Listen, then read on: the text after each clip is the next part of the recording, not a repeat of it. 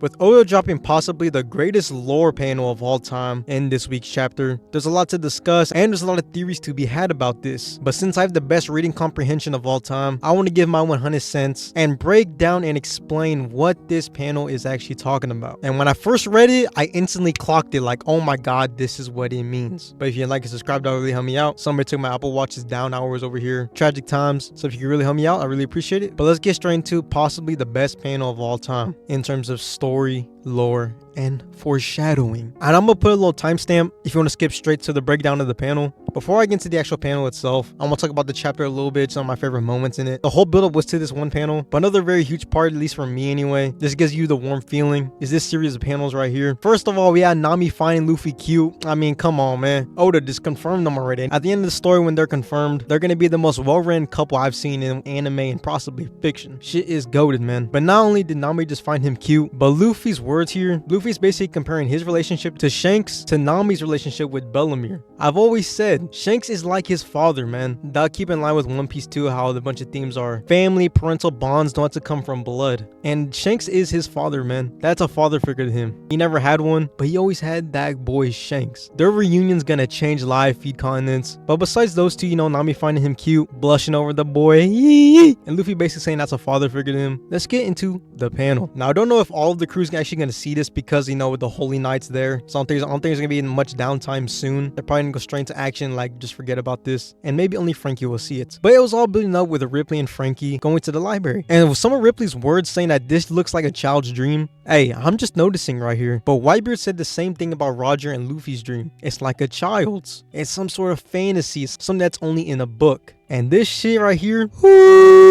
looks crazy. So let's talk about the panel itself and what it means. So if you just skip to right here, I want to talk about the actual drawings itself before I get into the text. Now on the left side of this mural, we have a huge ass war, which is obviously Emu. That big old scary ass monster which is doing a 1v20 on this Thanos shit. That is Emu. We can then see Nika or Joy Boy. It's not clear which one it is yet. And then we have what looks to be possibly Emeth, however you say his name, Loki, people riding on whales, Birkin looking type people on like Valkyrie, Viking type ships, like Elbaf looking ones, like Greek mythology, Norse mythology. And we have that symbol that keeps reoccurring, that dot with the 8 circles around it. And then on the right, to me, it seems like this is like a corrupted society, that evil looking factory that's just mass producing people, making them work. These are basically slaves. They're holding faith in the sun though. That's why they're holding the sun, because they're holding onto that faith because of what, you know, like celestial dragons that people put them through, having to work down to their bone ages, and that was their freedom, that was their liberation. You can see like Enel's type ship on there too, and you can also see the Noah right here, which looks like to have animals, has like an angel, different people. That's what the right side is. You can even see the moon up top with a dragon, like 2 monsters fighting. Is that the right side is about the people actually like believing in them, and the left side is the huge ass war that is encompassing, well, the world. The left side is hinting towards Luffy and the final war, just like a Whitebeard said in Marineford. The last war is going to encompass the entire world, shake it to its very core, be something like they've never seen in the history of the ages. We have Luffy obviously being Nika or Joy Boy, Loki because I mean it has horns, it kind of matches up, and then Emeth. Now I'm just a noticer, but Frankie's gonna be the next Emeth. I mean, look at his giant Frankie form. Mama, I'm chasing a ghost.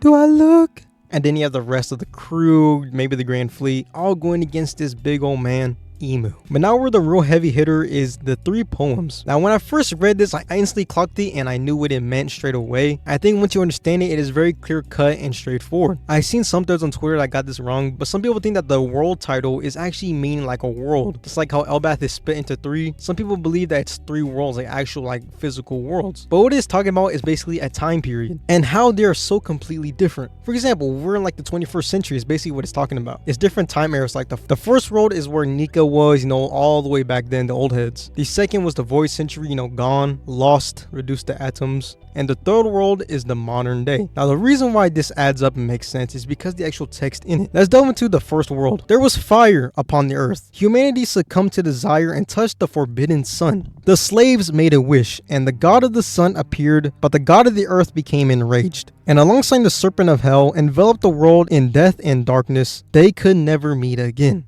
Now, from everything that we know, Nika, his whole birthplace and the reason why he's even a thing, his fruit exists, is because the slaves were basically captured, which is what the first stanza of this poem is talking about. There was fire upon the earth, and humanity succumbed to desire and touched the forbidden sun. They got greedy, they wanted power, and once they got that power, they turned evil, corrupted, just like the world government, just like all the higher ups. And then those people that got the forbidden sun, you know, got all the money, got all the wealth, got all the riches, got all of that power, political power as well, military power, influence, made a bunch of slaves, and those slaves made a wish to be free, to be liberated, and then that's when Nika came about. But the god of the earth, aka Emu, or maybe there's one before him, we don't know how old Emu is, he could be like the entire world story, but Emu and Nika fought and he lost. And alongside the serpent of hell, which could be about the Grand Lion, like the whole serpent theory, Jormungandr theory, but they defeated Nika, and that made the world death, darkness, just like we see in One Piece right now. We see a bunch of slaves, how dark the world is, like auctioning off people. Nika's defeat let the god of the earth and those people control the entire world into despair. Now, the sense they could never meet again, to me, it could be a couple things: peace, freedom, equality. Then we have the second world, and then this one is talking about Joy Boy himself, the boy, the goat. There was breath upon the emptiness. The god of the forest sent forth demons. The sun merely spread the embers of war.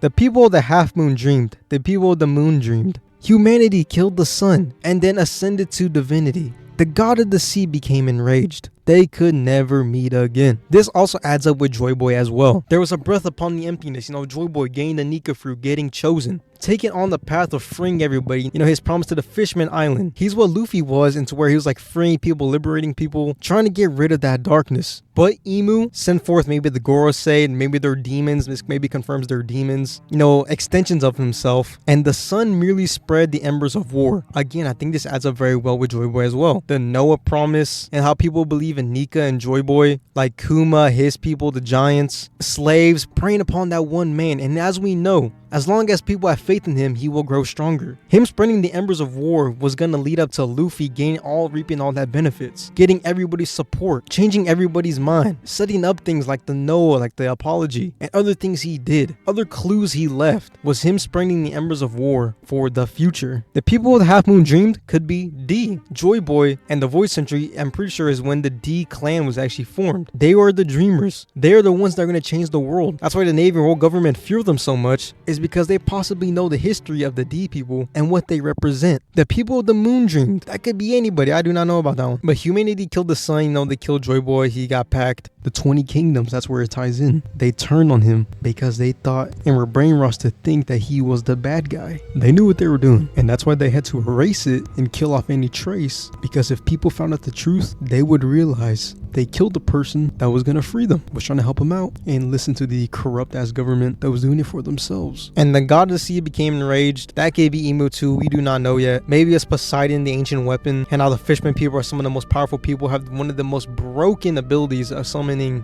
the Sea Kings, became enraged and just fucking dipped. And then the third world. Remember the day of the promise, and they hear the voice of the fragmented moon. Luffy, when he went to Fishman Island, he remembered the day of the promise. When people hear his voice, they follow him. They believe him instantly. They gather toward him. They put their entire soul and faith into that one man. The god of the sun dances and laughs. Holy shit, dude, man. This is crazy foreshadowing. This is easily Luffy again. He has always danced and laughed, even in Skypiea as well. You even have Admiral Kizaru believing in this man Nika, Joy Boy, Luffy, about dancing and laughing, guiding the world to its end. The sun will return and a new dawn will come, just like Hiyori said in Wano. A new dawn is coming, and that is one Monkey D. Luffy. He's gonna lead the world. He's gonna make sure the world meets peace again. People, races can unite as all as one. Equality, freedom, liberating every single people. Luffy is the third world, in which the other two were just building up, setting a foundation for him to be the one to do it, to actually finish the job. Because everybody loves Luffy. Every island he goes to, even his enemies, the world government, Navy people, can see just how good of a man he is, and how he just dances, laughs, even like Fujitora wishes he can unblind himself to see what he looked like. He is the sun that has returned. He will make the new dawn, all while dancing and laughing with everybody to defeat that one giant man, Emu. Oda, oh my god. I can't believe this came out of one man's head. I can't believe one man can pack 25 plus years of information in like like put little hints, put little details 20 plus years ago and then come to fruition just right now. He has always been, in my opinion, the greatest writer of all time. I think this just solidifies it, and he's just getting started with this shit. He still has so much more he can drop, probably in that head of his that he's just wanting to reveal. It's gonna go crazy. That's pretty much it from me. Let me know your theories down below. Let me know if you thought mine was good or not. That's pretty much it from me. Yeah, this mural looks crazy. And talk about the children too. God damn. Are they some Leonardo da Vinci type artists?